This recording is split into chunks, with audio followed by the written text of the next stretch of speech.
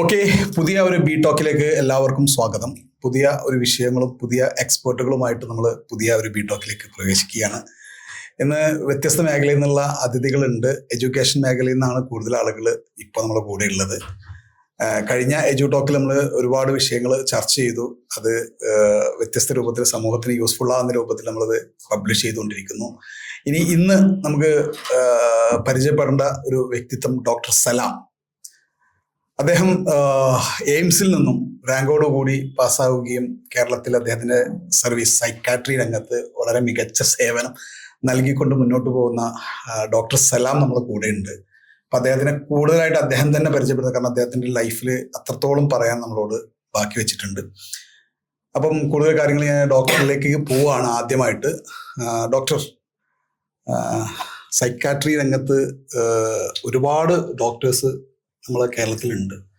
നിങ്ങൾ ആ രംഗത്ത് ഒരുപാട് ആളുകൾക്ക് ഇത്തരം സേവനങ്ങൾ നൽകി മുന്നോട്ട് പോകുന്നുണ്ട്. എന്താണ് ഡോക്ടർ അടുത്തൊരു 10 വർഷത്തേക്ക് ഏത് രീതിയിലാണ് നിങ്ങൾ ഇത്രയും കാലം കൊണ്ട് പഠിച്ചെടുത്ത കാര്യങ്ങൾ സമൂഹത്തിലേക്ക് ഏത് രൂപത്തിൽ തിരിച്ചു നൽകാനാണ് ആഗ്രഹിക്കുന്നത്? ഞാൻ ആദ്യം എന്നെ പരിചയപ്പെടുത്താം. എൻ്റെ പേര് ഡോക്ടർ സലാം. ഞാൻ സൈക്കാട്രിസ്റ്റാണ്. ഞാൻ 2011 കേരള മെഡിക്കൽ എൻട്രൻസിൽ എനിക്ക് 23-ാം റാങ്ക് ആയിരുന്നു. അതിനുശേഷം എയിംസ് എൻട്രൻസിൽ എനിക്ക് 103-ാം റാങ്ക് ആയിരുന്നു. അതിനുശേഷം ഞാൻ എയിംസ് ഡൽഹിയിലാണ് MBBS പഠിച്ചത്. അതിനുശേഷം 29-ാം റാങ്ക് ആയിരുന്നു എനിക്ക് നാഷണൽ ഇൻസ്റ്റിറ്റ്യൂട്ട് നിംഹാൻസ് ബാംഗ്ലൂരിൻ്റെ സൈക്കാട്രി എക്സാമിൽ. ശേഷം ഞാൻ MD സൈക്കാട്രി നിംഹാൻസ് പഠിച്ചു. ഇപ്പം 4 വർഷമായി മലപ്പുറം ജില്ലയിൽ പ്രാക്ടീസ് ചെയ്യാണ്. അപ്പോൾ ഞാൻ കണ്ടുകൊണ്ടിരിക്കുന്ന ഒരു കാര്യം എന്താ വെച്ചാൽ, നമ്മുടെ നാട്ടിൽ മാനസികാരോഗ്യ പ്രയാസങ്ങൾ, അതുപോലെ അഡിക്ഷൻസ്, അതുപോലെ സെക്ഷൽ ഡിസോർഡറൊക്കെ ഭയങ്കര കൂടിക്കൊണ്ടിരിക്കുകയാണ്. അപ്പോൾ ഞാൻ ഇനിയൊരു 10 വർഷം കൂടുതൽ ഫോക്കസ് ചെയ്യാൻ പോകുന്ന ഒരു വിഷയം എന്ന് വെച്ചാൽ സെക്ഷൽ ഡിസോർഡർ ആണ് കൂടുതൽ. അപ്പോൾ അതിന് പ്രധാന കാരണം എന്ന് വെച്ചാൽ നമ്മൾ ആളുകളുടെ ഇടയിൽ ഒരുപാട് ഇങ്ങനത്തെ ഇഷ്യൂസ് ഉണ്ട്. അത് ആണുങ്ങളാവാം, അത് പെണ്ണുങ്ങളാവാം, ഒരുപാട് ഇഷ്യൂസ് ഉണ്ട്. പക്ഷെ പലരും ഇത് തുറന്ന് സംസാരിക്കുന്നില്ല.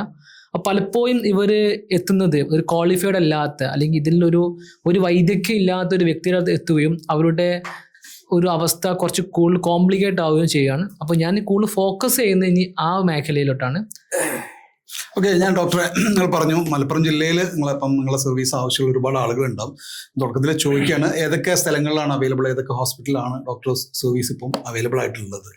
നിലവിലിപ്പോൾ ഞാൻ കോട്ടക്കൽ അൽമാസ് ആശുപത്രിയിലാണ് എല്ലാ ദിവസവും വർക്ക് ചെയ്തിരിക്കുന്നത്. അതുപോലെ തന്നെ ചൊവ്വ വ്യാഴം ദിവസങ്ങളിൽ വൈകുന്നേരം മലപ്പുറം MBH ആശുപത്രിയിലും, തിങ്കൾ ബുധന് വൈകുന്നേരം വളാഞ്ചേരി നിസാർ ആശുപത്രിയിലാണ് ഞാൻ വർക്ക് ചെയ്തുകൊണ്ടിരിക്കുന്നത്. സോ നട്ഷൽ ഞാൻ കോട്ടക്കൽ, മലപ്പുറം, വളാഞ്ചേരി ടൗണുകളിലാണ് പ്രധാന വർക്ക് ചെയ്തുകൊണ്ടിരിക്കുന്നത്. അതുപോലെ തന്നെ ഞാൻ നന്നായിട്ട് ഓൺലൈൻ പ്രാക്ടീസ് ചെയ്യുന്നുണ്ട്. അതായത് നമ്മുടെ നാട്ടിൽ ഒരു സൈക്കാട്രിസ്റ്റിനെ കാണാൻ വളരെ എളുപ്പമാണ്. ഒരു ജസ്റ്റ് ഒന്ന് പോവുക, ടോക്കൺ എടുക്കുക, ഡോക്ടറെ ഒന്ന് കാണാം.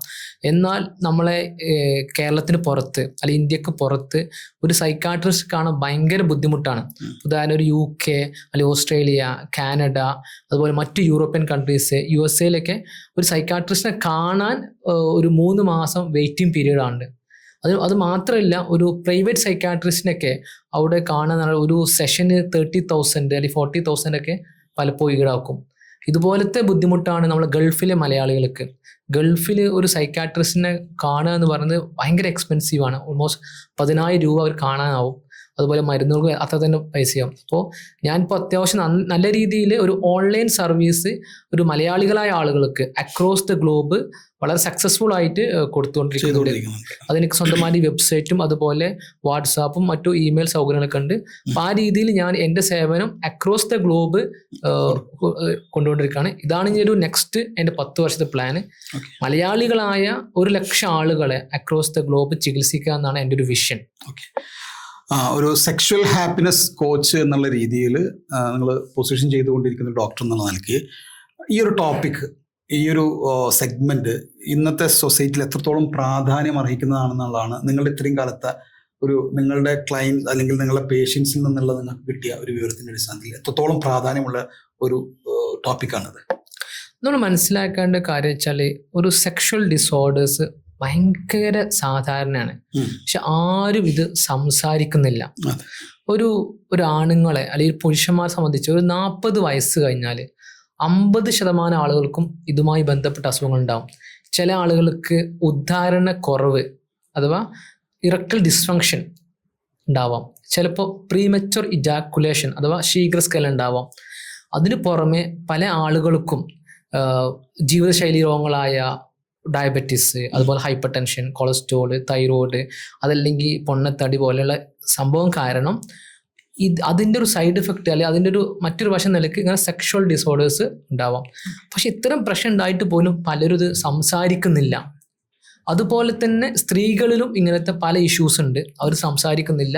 അപ്പോൾ പലപ്പോഴും അവർ എത്തിപ്പെടുന്നത് ഒരു ക്വാളിഫൈഡ് അല്ലാത്ത ഒരു ആളുകളെ അടുത്താണ് എത്തിപ്പെടുന്നത്. അപ്പൊ അതുകൊണ്ടാണ് ഇന്ത്യയിലെ ഏറ്റവും വലിയ ആശുപത്രിയിൽ പഠിച്ച ഒരാൾ നിലയ്ക്ക് സമൂഹത്തോട് എനിക്കൊരു ബാധ്യതയുണ്ട്, ഈ കാര്യം സംസാരിക്കണം, ഇതിൽ അഡ്രസ്സ് ചെയ്യണം, ഈ പ്രശ്നം പരിഹരിക്കണം എന്നുള്ളൊരു ഒരു ബാധ്യത എനിക്കുണ്ട് ഞാൻ മനസ്സിലാക്കുന്നു.